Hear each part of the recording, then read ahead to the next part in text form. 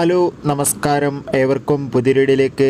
ഇന്ന് ഞാൻ വന്നിരിക്കുന്നത് ഇന്ത്യൻ 2 എന്ന ചിത്രത്തിൻ്റെ 4-ാം ദിവസത്തെ ഏറ്റവും പ്രധാനപ്പെട്ട കേരള കളക്ഷൻ അപ്ഡേഷനുമായിട്ടാണ്.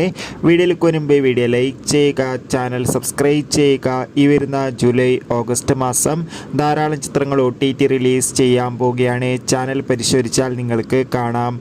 ശങ്കറിൻ്റെ സംവിധാനത്തിൽ കമലഹാസൻ, സിദ്ധാർത്ഥ്, പ്രിയ ഭവാനി ശങ്കർ എന്നൊക്കെ പ്രധാന കഥാപാത്രങ്ങളായെത്തിയ ചിത്രമായിരുന്നു ഇന്ത്യൻ 2. ചിത്രത്തിന് ഒരു ആവറേജ് മിക്സഡ് അഭിപ്രായം മാത്രമാണ് ഇപ്പോഴും വന്നുകൊണ്ടിരിക്കുന്നത്.